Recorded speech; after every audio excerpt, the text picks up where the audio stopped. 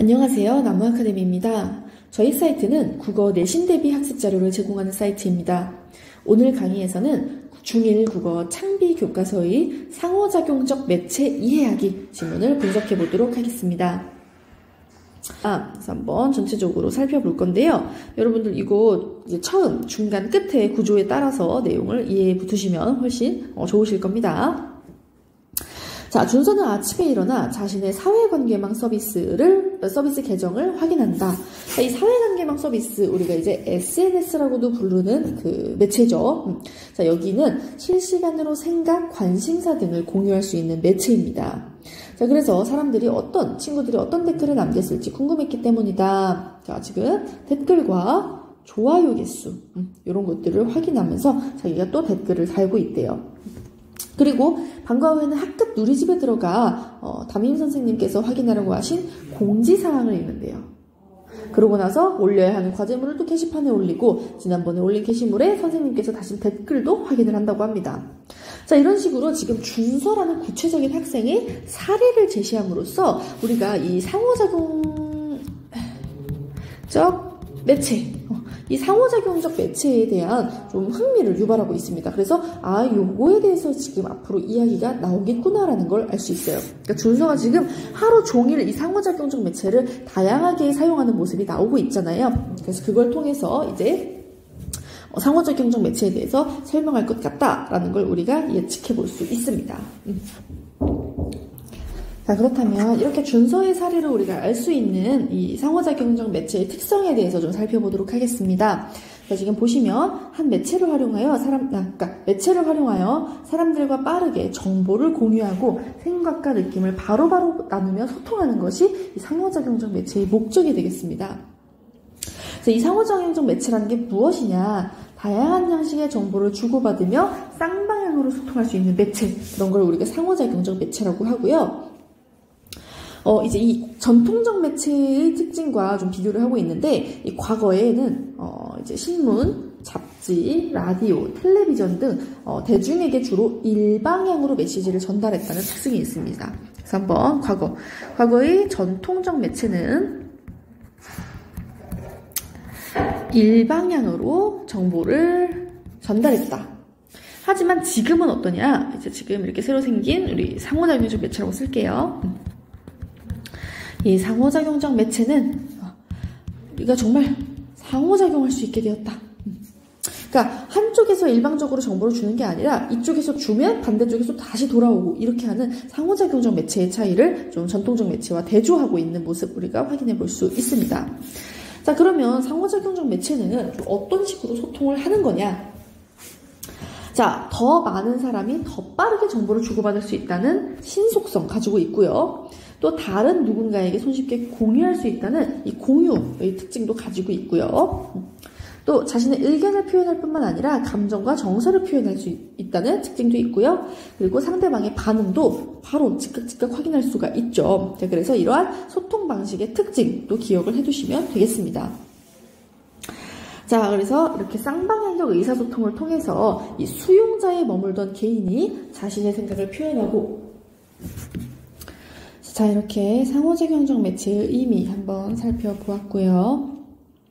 자, 그 다음 상호작용적 매체에는 어떤 것이 있을까? 자, 상호작용적 매체에서의 소통 방식은 비슷할까? 이런 것들을 가지고서 지금 개인의 사회관계망 서비스와 학교나 기관 등의 누리집을 예로 들어서 한번 살펴보겠다라고 얘기하고 있습니다. 자, 개인의 사회관계망 서비스, 상호작용적 매체의 이제 사례 첫 번째가 되겠죠. 이 개인의 사회관계망 서비스는 개인의 생각, 의견, 관점 등을 자유롭게 공유하고 매체 이용자들 간의 폭넓은 인간관계를 형성하는 것을 목적으로 한다라고 말하고 있습니다. 그래서 이제 그 개방적인 공간이라는 거, 공간적 특성도 기억을 하시고요. 여기 보시면 이 공간의 특징은 무엇이냐? 가까운 사람과 대화할 때처럼 친근한 말투나 격식을 덜 차린 표현을 사용하는 것이 허용된다. 또한 문자 언어 외에도 좋아요나 공감 버튼처럼 의견이나 감정을 간단히 표현할 수 있는 기호들, 이 기호들을 이용하여 소통하기도 한다. 또한 이 핵심어 앞에 샵 기호를 붙여 핵심 내용을 보여주는 해시태그를 사용하여 이 비슷한 게시물 간의 관련성을 표시하기도 한다라고 표현하고 있습니다. 자, 그래서 개인의 사회관계망 서비스 요거의 경우에는 특징이 어떤 것들이 있었느냐? 첫 번째로 격식이 없어도 된다. 좀 친근한 말투를 쓰고 비격식체를 사용한다. 두 번째, 이제 문자 언어가 아니라도 감정 표현을 할 수 있는 여러 방법이 있다. 다음 세 번째, 해시태그를 통해서 정보 간의 관련성을 표현한다. 이러한 특징이 있는 것을 우리가 확인할 수가 있습니다. 자, 그래서 굉장히 개방적인 공간이라는 거, 이 개인의 사회관계망 서비스 확인을 해봤고요. 두 번째로는 이제 누리집입니다. 누리집. 학교나 기관 등의 누리집은 과연 어떨까? 자, 보시면 목적부터가 다릅니다. 목적이 공지사항, 공식행사의 홍보자료, 업무와 관련한 의견 등 공적인 정보를 주고받아요. 그래서 여기다 쓰는 걸 잊었네요. 그래서 목적이 무엇이냐?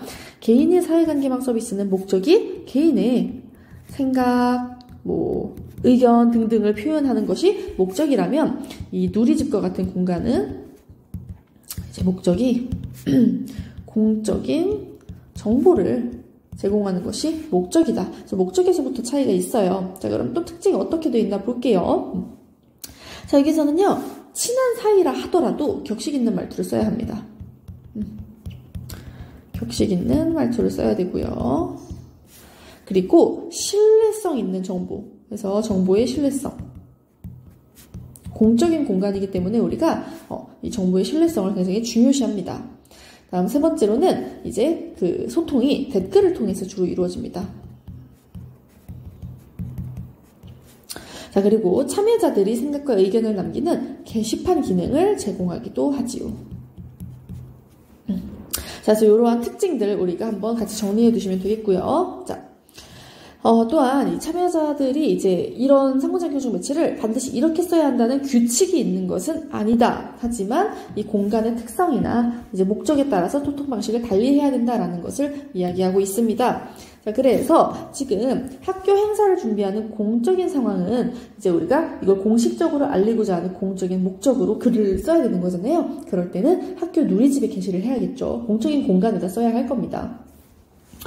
자, 그리고 내가 이제 행사에 참여한 한 사람으로서 나의 경험과 느낌을 쓰고 싶다. 개인적인 상황이죠. 그래서 개인적인 목적으로 그걸 공유하고 싶을 때에는 이제 그 개인의 사회관계망 서비스에 올려야 될 겁니다. 그래서 이러한 그 공간에서의 특징, 차이점을 우리가 기억을 해두시면 되겠어요. 자, 그럼 이러한 상호작용적 매체를 우리가 대할 때 어떻게 해야 되느냐? 그 태도에 대해서 얘기를 하겠습니다. 먼저 촬영을 하면 메시지를 주고받는 사람이 누구이고 소통 목적은 무엇이고 이 매체가 어떤 공간인지 이런 거를 정확히 알아야 된다. 혐오 표현이나 부적절한 어휘, 상대방을 불쾌하게 하는 표현은 사용하지 않아야 된다. 저작권이나 초상권 등 다른 사람의 권리를 지켜야 한다라는 요 태도 꼭 기억을 해두시고요. 그래서 이러한 이 태도 꼭 기억을 해두시고요. 자, 그래서 우리가 소통 방식을 점검하고 바람직한 소통 문화를 형성해야 한다라는 점을 당부하면서 글 마무리하고 있습니다. 자, 지금 이제 다음으로 이 학습활동 지문을 보시면 실제로 그 상호작용적 매체의 모습을 보여주고 있습니다. 지금 강아지 사진, 이렇게 사진을 게시하고 있고, 지금 아까 말씀드린 것처럼 해시태그를 이용해가지고 핵심 키워드를 이렇게 달고 있습니다. 또한 이 표현을 보시면 굉장히 비격식적인 어투를 볼 수 있죠. 여기 하트나 공유 기능, 좋아요나 공유 기능 이런 기능들도 확인해 볼 수 있어요. 자, 그리고 밑에서 댓글을 통해 소통을 하고 있죠. 자, 다 그리고 여기 이렇게 반말 쓰고 있잖아요. 준서야 있어? 이렇게 비격식적인 어투를 쓰고 있고요. 그리고 여기 보시면은 자세한 내용, 이런 공적인 정보 전달에 관한 내용은 누리집 게시판, 이 공적인 공간을 그 링크를 통해서 제시를 하고 있습니다. 그래서 이런 우리가 특징들 확인해 볼 수 있고요. 다음으로는 그 누리집 게시판의 정보 글이에요. 그래서 여기 보시면요. 자, 학생회장 강준서입니다. 그러니까 학생회장과 그걸 이제 보는 학생들을 대상으로 하고 있음에도 불구하고 존댓말 쓰는 거 볼 수 있죠. 그래서 이렇게 그 격식 있는 말투를 쓰고 있고요. 그리고 이제 제공해야 할 정보들은 아주 이렇게 좀 깨끗하게 정리를 해가지고 보여주는 모습을 확인할 수 있습니다.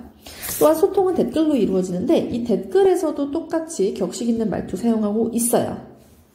그래서 모두가 좀 이제 공적인 소통 공간을 고려하고 있다. 특히나 여기 보면 지금 민지와 준서 이 어떤 공간에서 그 이야기를 나누느냐에 따라서 방식이 달라지고 있죠. 이 친구들 친구 사이라서 여기서는 굉장히 편하게 이제 대화를 했지만 이 공적인 공간에서 이야기를 나눌 때에는 존댓말을 하고 있는 거 확인할 수 있습니다. 그래서 소통 공간의 특성을 고려하여 의사소통하고 있는 점 우리가 확인할 수 있었어요. 자, 그러면 문제 한번 같이 풀어보도록 하겠습니다. 우리 8번 문제 한번 풀어볼게요. 여러분들 영상 잠시 일시 정지하고 문제 풀어봐 주시기 바랍니다.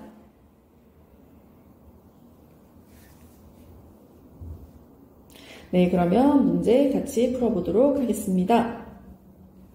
자, 가영이가 앞으로 선택할 매체의 특징으로 적절한 것을 고르라고 되어 있어요. 지금 보시면 자, 한 학교 환경의 날 행사를 주최하게 되었어요. 뭔가 공적인 목적을 가지고는 있지만 공식적인 행사는 딱딱하다고 느끼는 것 같아서 친근하게 홍보를 하고 싶대요. 그래서 나의 일상도 보여주고 싶고 그걸 이제 친구들이 알아줬으면 한다라고 표현을 하고 있네요. 자, 그렇다면 뭘 선택해야 될까요? 네, 개인의 사회관 예방 서비스 선택해야겠죠? 자, 지금 격식을 차린 표현을 쓰는 공간은 누리집, 공적인 공간입니다. 자, 개방적인 공간이다. 요게 이제 사회관 예방 서비스가 되겠어요. 2번 일단은 답이라는 건 확인할 수 있어요. 자, 다음 공실력 있는 내용 누리집이고요. 일방향적 소통 이제 대중매체죠. 그리고 공적인 공간 이런 것도 누리집 이런 거 확인할 수 있습니다. 자, 이렇게 우리가 문제도 한번 같이 풀어보았고요. 이 외에도 더 많은 문제나 자세한 학습 자료는 저희 나무 아카데미 홈페이지에서 확인하실 수 있습니다. 감사합니다.